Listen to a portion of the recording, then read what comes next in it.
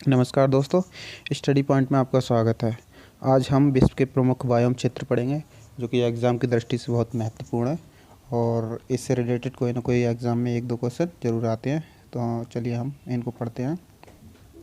Biome biome होता क्या है? बायोम जैवमंडलीय, स्थलीय व जलीय पारिस्थितिक तंत्र का ही एक प्रमुख अंग है। इसके अंतर्गत वनस्पतियों एवं जीवों के समस्त क्रियाशील समूह सम्मिलित किए जाते हैं। किसी प्रदेश विशेष की स्थलीय जलवायु एवं पर्यावरण आदि कारकों से सामंजस्य स्थापित कर जो जटिल जैव समुदाय विकसित होता है उसे ही हम बायोम कहते हैं। अब इनके प्रकार कितने होते हैं? मृदा, जल और ताप। यहाँ पर ताप टाइप करना था तो बदल लेते हैं, हम टाइप ताप कर लेते हैं। तो ताप की उपलब्धता के आधार पे इसको 5 भागों में बांटा गया है। कौन कौन से भाग हैं? नंबर 1 है वन बायोम, दूसरा सवाना बायोम, तीसरा घास भूमि बायोम, चौथा मरुस्थलीय बायोम, पांचवा टुंड्रा बायोम। और इन्हीं 5 बायोम के प्रकार भी कुछ हैं तो इनके बारे में हम भी पढ़ेंगे और इतनी आसान तरीके से पढ़ेंगे कि आपको हमेशा के लिए याद हो जाएगा। चलते हैं। पहला है हमारा वन बायोम। वन बायोम है का सदाहरित। इसके भी 2 टाइप हैं, एक सदाहरित और दूसरा पर्णपाती वन। सदाहरित के भी कई टाइप हैं। तो सदाहरित में उष्णकटिबंधीय सदाहरित, मध्य अक्षांशीय सदाहरित, भूमध्य सागरीय सदाहरित और शंकुधारी सदाहरित। ये जोन वाइज बांटा गया है कि जैसे कि 0 डिग्री अक्षांश से उत्तर और दक्षिण में कुछ 30 डिग्री उत्तर और 30 डिग्री दक्षिण उत्तरी उष्णकटिबंधीय सदाहरित, उसके बाद में मध्य अक्षांशीय, फिर उसके बाद भूमध्य सागरीय और जो लास्ट में शंकुधारी वो लगभग ध्रुवों से के आसपास में पाए जाते हैं। खा है हमारा पर्णपाती वन, मध्य अक्षांशीय पर्णपाती वन और उष्णकटिबंधीय पर्णपाती या फिर इसको मानसून वन भी कहते हैं। तो इन्हीं के बारे में हम चर्चा करेंगे। चलते हैं। हमारा नंबर 1 है सदाबहार वन। सदाबहार वन में उष्णकटिबंधीय सदाबहार वन। ये वन विषुवतीय प्रदेशों और उष्णकटिबंधीय तटीय प्रदेशों में भारी वर्षा और उच्च तापमान की दशाओं में सघन, ऊंचे और विश्व के सर्वाधिक विविधतापूर्ण जैव संपदा कठोर लकड़ी वाले वृक्षों जैसे महोगनी, हागनूस, रोजवुड और डेल्टाई भागों में मैंग्रोव के वन पाए जाते हैं। यह वन विषुवतीय प्रदेशों व उष्णकटिबंधीय तटीय प्रदेशों में पाए जाते हैं। यह वन भारी वर्षा एवं उच्च तापमान वाले क्षेत्रों में उगते हैं। इन वनों में सर्वाधिक जैव विविधता और कठोर लकड़ी पाई जाती है। और ये क्षेत्रफल जो जितना घेरे हैं संपूर्ण पृथ्वी का वो कितना है? 12% इन्हीं भागों से ढका है। इनकी सघनता के कारण प्रकाश भी जमीन तक नहीं पहुंच पाता। इसमें विभिन्न प्रकार के जीव जैसे हाथी, गैंडा, जंगली सुअर, शेर, घड़ियाल और बंदर और हाथी पाए जाते हैं। यहाँ हाथी 2 बार टाइप हो गया है। जैव विविधता वाला प्रदेश है और यहाँ पृथ्वी के भाग से आधे से ज़्यादा तो वनस्पति भी पाई जाती है और जीव भी पाए जाते हैं। दूसरा है हमारा मध्य अक्षांशीय सदाहरित वन।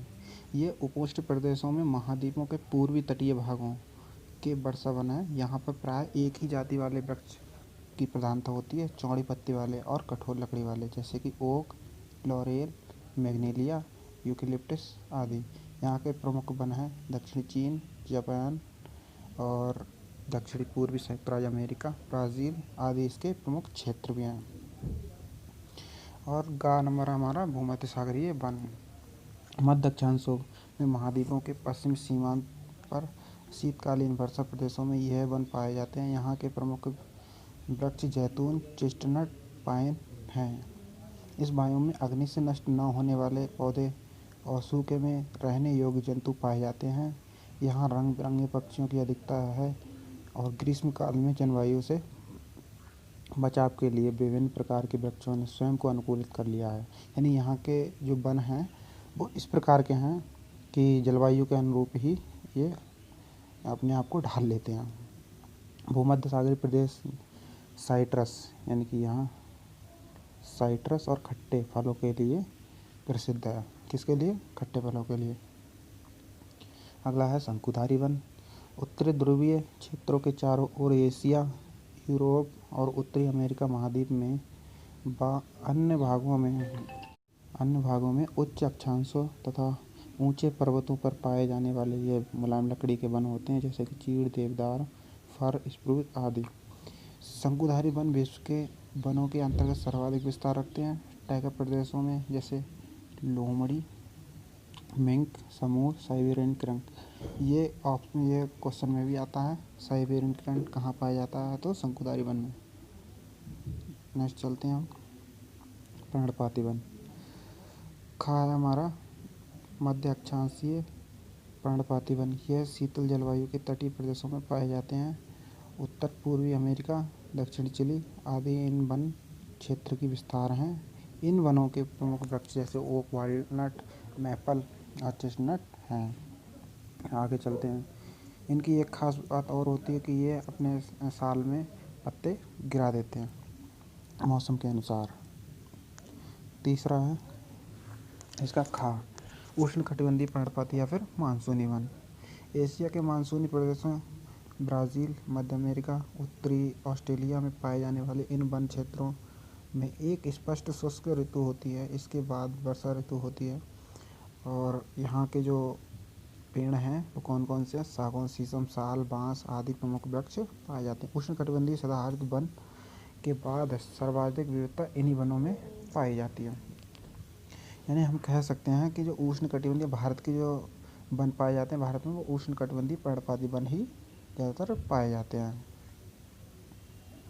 सवाना बायोम, यहाँ की जलवायु अर्धशुष्क कटिबंधीय उष्णकटिबंधीय है। यह पार्कलैंड भूमि है जहाँ घास भूमियों के क्षेत्र में यहाँ वहाँ कुछ वृक्ष पाए जाते हैं। यह 5 मीटर लंबी और सघन हाथी घास सवाना प्रदेश की प्रमुख घास है। अफ्रीका, भारत, ब्राज़ील और ऑस्ट्रेलिया आदि प्रमुख क्षेत्र हैं। वेनेजुएला में इसको क्या बोलते हैं? लानोस। पिछले वीडियो में हमने घास के मैदान पढ़ा लिए हैं, तो अगर वो वीडियो नहीं देखी हो तो डिस्क्रिप्शन में लिंक दे दिया जाएगा, उसको एक बार देख लें। और भारतीय वनस्पति भी हमने पढ़ा दी है, तो उसको भी एक बार देख लें। इस बायोम में हाथी, दरियाई घोड़ा, जंगली भैंस, हिरण, ज़ेब्रा, सिंह, चीता, तेंदुआ, गीदड़ आदि मिलते हैं। तीसरा है घास भूमि बायोम। इसमें 2 प्रकार की घास, अर्धशुष्क महाद्वीपीय घास और दूसरा मध्य अक्षांशीय आर्द्र घास भूमि। तो अर्धशुष्क महाद्वीपीय घास में है यह की प्रमुख वनस्पतियाँ लैंटेना, बफेलो घास, सूर्यमुखी, लोको घास आदि। इन छोटे घास के मैदानों को यूक्रेन और दक्षिणी पश्चिमी रूस में स्टेपी कहा जाता है, और दक्षिण अफ्रीका में बेल्ट और ब्राज़ील में कैंपोस कहा जाता है। इनके बारे में भी हमने घास के मैदानों में आप पढ़ लें तो ज़्यादा बेहतर तरीके से समझ में आएगा।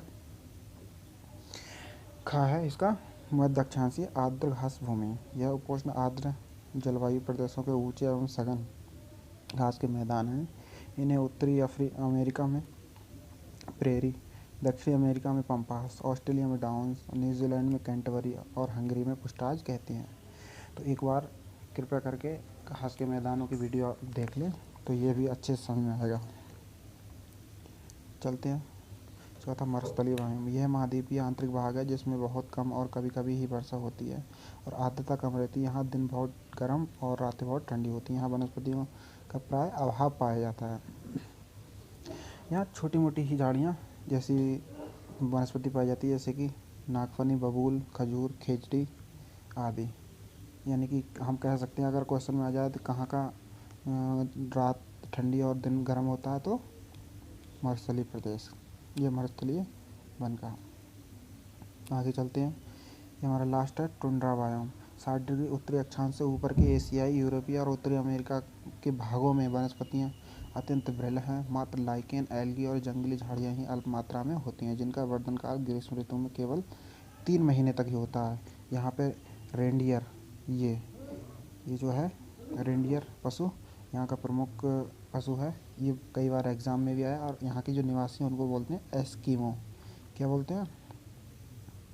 एस्किमो। और यहाँ की जो खाद्य पदार्थ है वो सील मछली। ये तीनों ही बहुत इम्पोर्टेंट हैं, ये एग्ज़ाम में बार बार पूछे जाते हैं। ये हमारा मैप है। जैसे यहाँ से हमने 0 डिग्री है, 0 डिग्री से ये 23.5 डिग्री उत्तर और 23.5 डिग्री साउथ दक्षिण, यहाँ तक के भाग को हम क्या बोलते हैं? उष्णकटिबंधीय। तो हमने पिछले वीडियो में भी पढ़ लिया था घास के मैदान की उष्णकटिबंधीय घास केवल 4 हम पढ़ना है, यानी कि 3 तीन अमेरिका में और एक अफ्रीका में, केवल सवाना।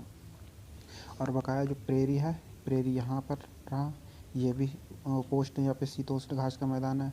और पुष्टाज भी हंगरी में पाया जाता है, ये भी पढ़ा चुके हैं। और यहाँ पर स्टेपी होगा यूरेशिया में, तो उसको भी हम पढ़ा चुके हैं।